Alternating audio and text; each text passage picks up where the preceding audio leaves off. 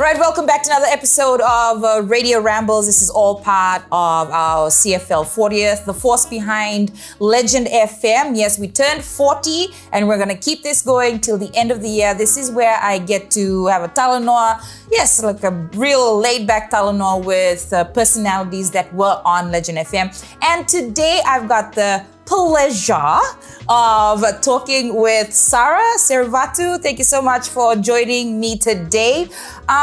You know what? Just introduce yourself, what years you were on Legend, and what show you hosted.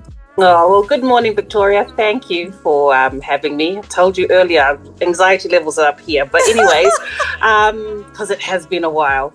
So yes, Sara Seruvatu. I used to host Legend. Well, when I started at Legend in 2005, I started off on FM Night Storm. So it was Night Storm from Monday to Friday, and then it was Legend FM Quiet Storm on Sunday. So, 2005, and then I finished off in 2010. By then I was mid-morning show host and also music director. So yeah, I got to spend a good 5 years. Okay, so jumping straight into it, because you were on Night Storm and then you ended off on mid-morning, what is the most bizarre thing you've ever said on air? Like, or maybe we didn't know the mic was still on and you said something like, you know? Oh, actually, it could probably be when hang on. I worded this around content that was shared on air. So it wasn't bizarre. I mean, there are times where, you know, you go on air and then you think, oh man, that was like, you know, one heck of a segment, and then you're whispering something on your breath, like it wasn't a swear word, but then of course not really realizing when you look up and the on-air button is still on. So it's still on, moments yeah. So, you know, you say something and it's like, what the heck did I just say? And then realizing that's also being mouthed on air. But yeah, with more around content, I guess, because you'd mentioned something that I've said accidentally or on purpose, and it was more about, well, my content around that time, I was a very reserved person, so I never shared much about my family. You know, it was just, I kept that separate from my job. And then, you know how you have your one-on-one sessions and then you're encouraged to speak like you're talking to a friend, you know, have a photo in front of you if you're on air. So Monday rolls around and then I thought, okay, I'm just going to talk about what my husband did in the weekend. So, and then I explained about how it was on a Friday, you know, husband and wife at home, kids have gone to my family for the week. And I thought, oh, this is nice, husband's home. And then 10 p.m, he tells me, oh, I'm going to go to the shop. So I said, okay, 10 o'clock at night, all right. So this trip to the shop lasted until the very next morning.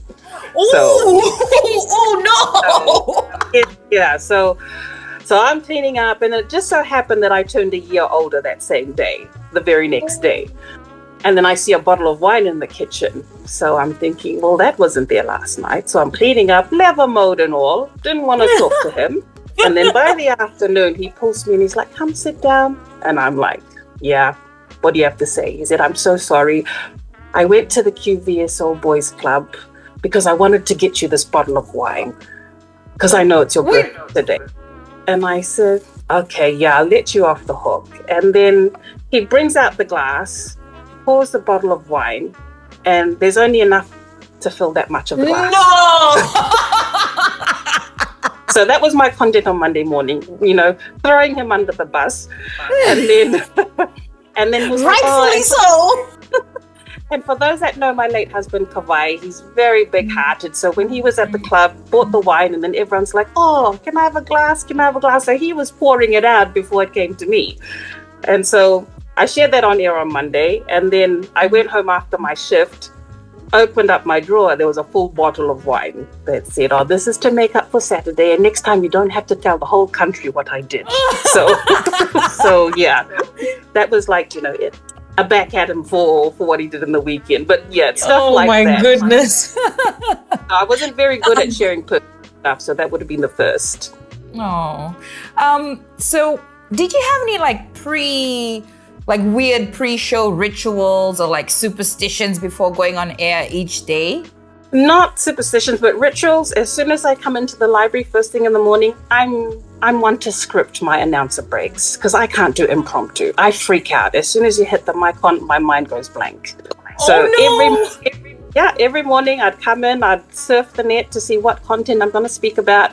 And then I'm looking at the time, 8:30, okay, and I'm typing my first announcer break. And then I come on air, and then as soon as I see I've got like, okay, great, I've got 5 songs playing, I'm typing my next break. So that was my habit every single day. You know, people would think, oh, you speak so well. Saying, I'm reading off the document on my. Yeah, it's a good thing to have scripting. Yeah. Yeah. So, and it was just, so even if a song was coming to an end and I wasn't ready to talk, I would just press F9 and go straight into the commercial break because I wasn't ready. Yeah, I'll talk when I'm ready. And we know for a fact that's a big no-no. Yes, exactly. Oh, what's one song that you loved at first, but now you can't stand because you played it too many times? As much as I love my R&B music, I have to say it's Jennifer Hudson's Spotlight, because I've killed it, I've strangled it, and my kids know. Like, it was on. And when I was music director at the time, and because we had just started playing that song, I'd make sure it was on my shift every day. All the time, every day. Yeah, so because I loaded the music, the logs every day, I'd check, okay, it's coming up on Taitusi's drive, so I'm going to swap that with what I've got at 9 o'clock. And sorry, Charles. Here comes the confession. We're just letting it all out here now. Yeah, totally. It's all right. I'm in another country now. Can you tell us about maybe a strange message or like a call-in that you had while you were on air? Message would be when I used to host the evening show, my journey in radio, and I used to receive letters, dedication. And then one particular letter I got was from Namboro prison and for dedication, so I was like, okay, that's fine. And then my manager at the time, team leader, was like, oh, you should write back, these guys, radio is their only source of company, and they probably turn the power off at 9 o'clock. So just write back and say thank you. So I said, okay, coming from an empathetic kind of, view. Yeah, standpoint, yes. Yeah. So I was like, okay, Bula, thank you for writing in. So I'm married, I've got children, just putting it out. You had to put that in there. Yeah. And then not long after, a few days later, another letter comes in with dedication. But this time the envelope is quite thick. 6 pages in reply to my last letter. Not only dedication, but it was just like, your voice is the calm to my storm. Yes! My gosh. And each of it just had a border around it, like how you used to draw borders around it. Like in high school, how you did, yeah, it was exactly like that, 6 pages. And I just thought, okay, dedication, that's it. So I did the dedication. And then one evening I came up, before Nightstorm. And then I was in the library just mingling, and then I don't know if it was Joseph or Sekeli at reception had called, oh, you've got a visitor in the front. And then you look out and it's like, you don't see anyone. So I was like, oh, maybe they're just, pranking me. And then after a couple of minutes, and they called again to the library, Sara, your visitor's still waiting here. And so I'm looking through the glass door to reception, and then they're like, he's sitting here, and I don't recognize this person. So I come out, and then I'm like, oh, Bula, he said, and he's looking at me smiling. He's like, Bula, I'm so-and-so, and it's him, the prisoner. And I'm like freaking out. What? Before my shift. And I'm like, oh, Bula. And he's like, oh, I just came down. I thought I'd bring you some dinner. That time, the Samambula French Bakery. Right, yes. He bought me chicken pie, and he bought me a custard pie before my shift. And I was like, oh, thank you.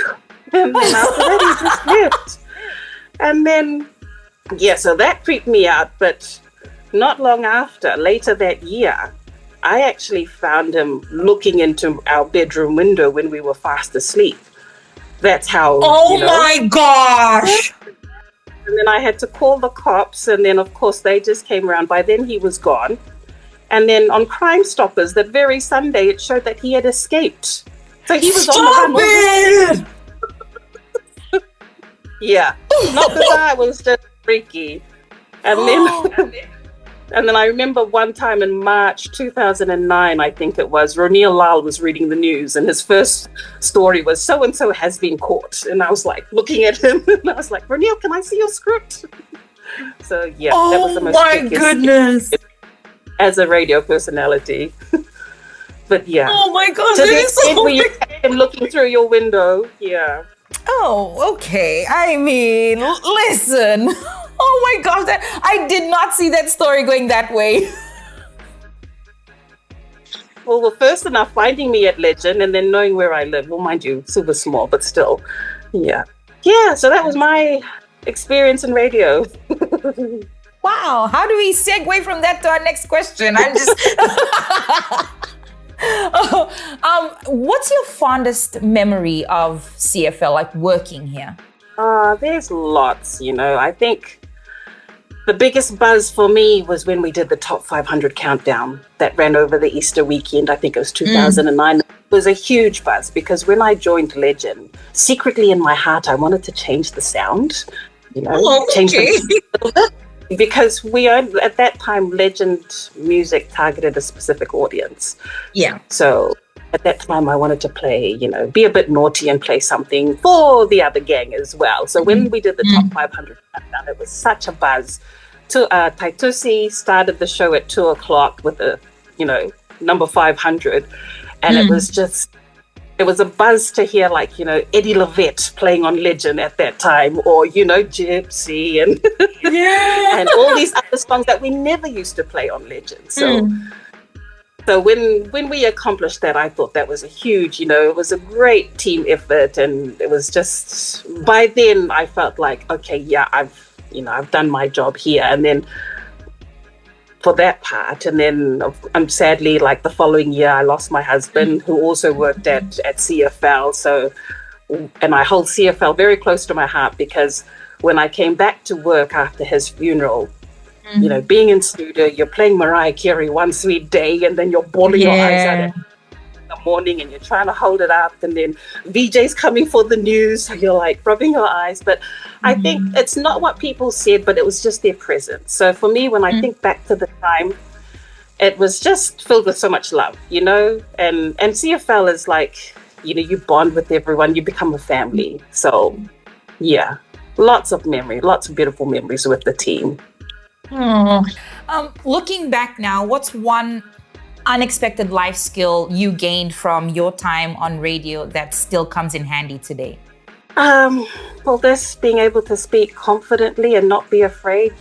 People don't know, but back then when I was on radio, I had very low self-esteem. So yeah, so I hit that all in my presentation, but I didn't feel as confident as how you and Alex are, or Alex and Annie at the time, Foto Neil to speak out, and that was just not me. I was always, if you listen to my radio content back then, I was very, I'd stay very safe and in the familiar zone, afraid to speak. Yeah. So now I guess you'd say just being able to speak confidently and, not worry about what people would think or say. And to this day, I always ask the silly question that William Parkinson, taught us, always ask a silly question. And I still use it today. There's no harm in asking the silly question. So, yeah. What's your advice to radio personalities that are still with CFL? Oh, continue doing you. You're all doing a great job. And just, keep making those beautiful memories together, because you don't realize that one day it just becomes, a memory in the past. I never even thought I would leave CFL, Never did I ever think that I'd leave Fiji, but when you're booted out of your comfort zone unexpectedly, then, these things now become of the past. So, it's just having to, appreciate each other as you do, but, never take each moment for granted. Yeah. And my final question for you this morning, what's your advice to people that are thinking of joining the radio industry? Oh, I remember sharing this a few years back, to just be yourself, honestly. There's no need to put on. And people want to see the real you. There's no point having to, force your energy on air or, force an accent. It doesn't really go down well with your listeners unless you just be yourself and be real. Awesome. Thank you so much for joining us on this episode of Radio Rambles. And it was so good to see you at the 40th, by the way. Oh, it was amazing. Honestly, I haven't been out in so long, so that's why I danced my heart out. And I saw that, yes. So yeah, that's my outing for the year until the next one. Well, thank you so much, and we wish you well for the future. Thank you, Victoria. Enjoy your day. Awesome.